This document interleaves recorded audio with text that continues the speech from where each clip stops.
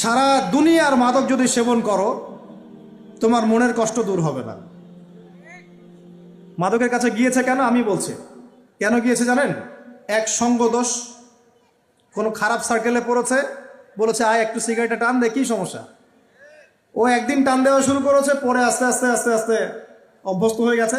আমরা ছোটবেলায় তাবলিগ জামাতে যেতাম, এই মসজিদ ওই মসজিদ, তো দেখতাম সেখানে আমাদের যে মানে কাফেলা থাকতো সেখানে কিন্তু দুই একজন স্মোকারও চলে যায় মাঝে মাঝে, যায় না? সেহেরি করেছি আমরা, সেহেরি করার পরে আমাদের এক বড় ভাইয়ের কি সেই নেশা, আমার সিগারেট কোথায়, আমি এখন কি খাবো, আমার সিগারেট কোথায়?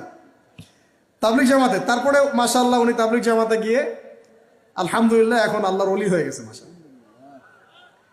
মানুষ এরকম মানুষ আছে না, সিগারেটের চেইন স্মোকার, নেশা। তো দেখুন ওই স্মোক করতে গিয়ে আস্তে আস্তে বড় নেশা চলে গেছে, সঙ্গদোষ। 2 নম্বর, ওই যে একটা প্রেম করছে জীবনে, প্রেমিকা ছেড়ে চলে গেছে, ওর ধারণা যে দুনিয়ার সব আমার চলে গেছে। একটা মেয়ে, মেয়ের অভাব নাকি দুনিয়ায়? হ্যাঁ, মেয়ের অভাব মনে করেন? শেষ জামানায় একটা ছেলের ঘাড়ের মধ্যে 40টা মেয়ে থাকবে। আরে ভাই 40টা বউ না, 40টা মেয়ে, মহিলা। মানে আপনার ঘাড়ে থাকবে আপনার স্ত্রী, আপনার কন্যা, আপনার মা, আপনার বোন, আপনার শাশুড়ি, আপনার খালা, সব আপনার ঘাড়ে। শেষ জামানায় মেয়েদের সংখ্যা আস্তে আস্তে বাড়তে থাকবে, ছেলেদের সংখ্যা আস্তে আস্তে কমতে থাকবে। যুদ্ধ বিগ্রহ বেশি হবে, ছেলে মানুষ একটু বেশি মারা যায় না, বাইরে চলাফেরা বেশি করে, অ্যাক্সিডেন্ট আছে, রোড অ্যাক্সিডেন্ট, এই সেই, যুদ্ধ বিগ্রহ। এমনি গড়াইও ছেলেদের কম, আর ছেলেদের জন্মহার কিন্তু মেয়েদের চেয়ে কম, কারণ শিশু ছেলে মারা যায় বেশি, মেয়েরা মারা যায় কম। ছেলেরা এমনিতেই সংখ্যায় কম হবে, আর শেষ জামানায় মেয়েদের সংখ্যা আরো বেশি বাড়তে থাকবে। তো একটা মেয়ে চলে গেছে, ব্যাস আপনি জীবনটা নষ্ট করে ফেললেন, কি হয়েছে? আর এগুলো কিন্তু কোনো ভালোবাসা না, এগুলো হচ্ছে একটা আবেগ। এটার নাম কি ভাই? এটা জাস্ট একটা আবেগ। অনেক হুজুর দেখি এখন প্রেম বিশেষজ্ঞ হয়ে আপনাদেরকে ওয়াজ করে। হ্যাঁ, দেখা হইলে আমি বলবো তার সাথে যে এইসব প্রেমের সুরসুরি মার্কা ওয়াজ বন্ধ করতে। এগুলো দিয়ে যুবকদের উপকার হচ্ছে না।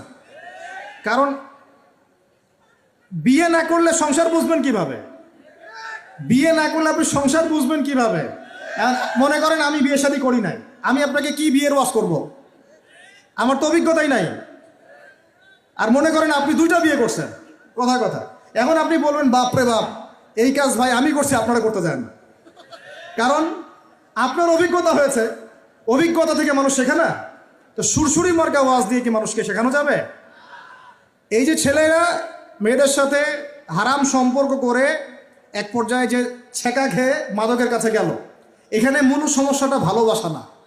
এখানে মূল সমস্যাটা ছিল আপনি আপনার নফসের কাছে হেরে গেছেন, আপনি আপনার নফসের কাছে হেরে গেছেন, আপনি আপনার প্রবৃত্তির কাছে হেরে গেছেন। এটা ছিল একটা জেনা, একটা যৌনতা, এটা ভালোবাসা ছিল না। এটাকে আমরা বলবো আপনি হরমোনিয়াস হয়েছেন। হরমোন আপনার শরীর থেকে যে থ্রো করে, এই হরমোনের ফলে আপনি একটা হরমোনিয়াস হয়েছে, দ্যাটস অল। আর যে মেয়েটা আপনাকে উঠতি বয়সে এইসব মিথ্যা প্রতিশ্রুতি দিয়েছিল, সেও ছিল একটা প্রতারক। কি ছিল একটা? সে নিজেও জানতো না যে সে নিজে কি করছে, সে নিজেও জানতো না সে চায় কি। তখন আপনিও বুঝতেন না আপনি কি চান। এগুলো আর জীবন জগৎ বাস্তবতা রেসপন্সিবিলিটি সম্পূর্ণ আলাদা জিনিস। ভালোবাসার সংজ্ঞা কি তাহলে? ভালোবাসার সংজ্ঞা হচ্ছে, ভালোবাসার ডেফিনেশনটা হচ্ছে যে আপনি যাকে পছন্দ করেন, যাকে আপনি ভালোবাসেন, তাকে আপনি কতটুকু বোঝেন, এটা হলো ভালোবাসার ডেফিনেশন। আপনি তাকে বোঝেন কিনা, আপনি তার স্বপ্নের পাশে অংশীদার হতে পারছেন কিনা, তার যে লাইফের অ্যাম্বিশন, এখানে আপনি তার পাশে সাথ দিতে পারছেন কিনা, তার হাত ধরে থাকতে পারছেন কিনা, সে হোঁচট খেলে আপনি তার পাশে থাকতে পারছেন কিনা, হ্যাঁ, সে খারাপ সময় পার করলে আপনি তাকে সাপোর্ট দিতে পারছেন কিনা, আপনি তাকে কনফিডেন্স দিচ্ছেন কিনা, এগুলো ভালোবাসা। আমরা আমাদের সন্তানদেরকে ভালোবাসি না?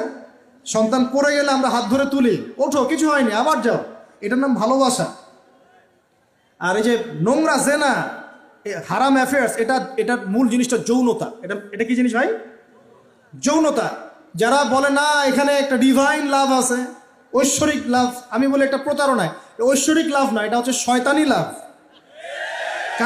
কারণ কি দেখেন, মনে করেন আপনি তাকে খুব ভালোবাসেন, সে আপনাকে অনেক ভালোবাসে, তাহলে এখন তার সাথে দেখা করেন না, দেখাটা বন্ধ করে দেন, হাত ধরেন না, জড়ায় ধরেন না, শারীরিক সম্পর্ক করেন না, আপনি এখানে তার সাথে পর্দা মেনটেন করেন, দেখেন পারেন কিনা। সে বলবে না আমি রাজি না, মেয়েও রাজি হবে না, ছেলেও রাজি হবে না। মেয়েও একটু সুরসুরি পছন্দ করে, ছেলেও পছন্দ করে। আর এদিকে তো বিয়ে কঠিন করে ফেলা হয়েছে, এদিকে আবার পর্নোগ্রাফি ছড়ায় দেওয়া হয়েছে।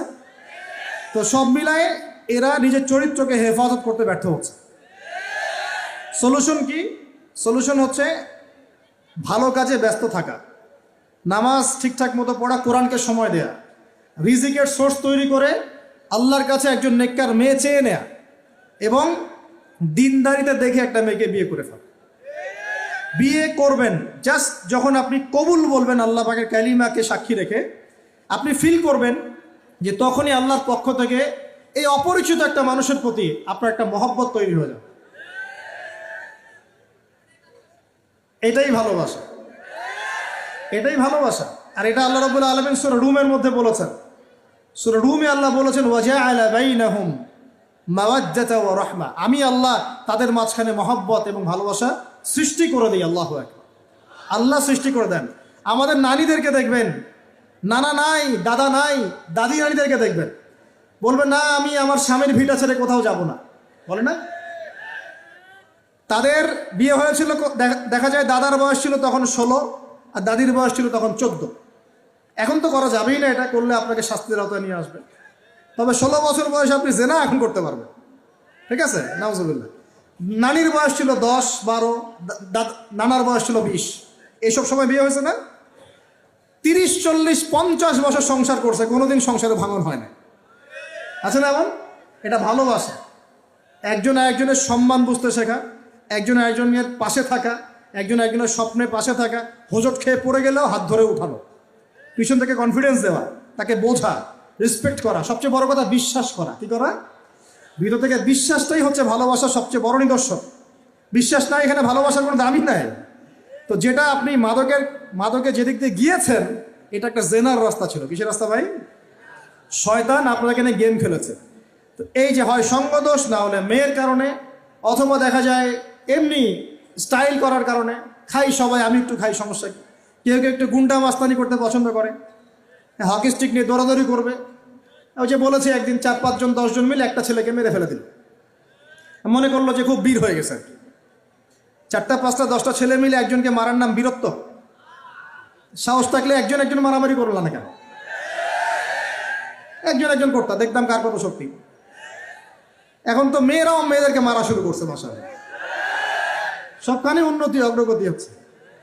এটা নারী উন্নয়ন। এটা কি নারী উন্নয়ন না? হ্যাঁ, মাশাআল্লাহ।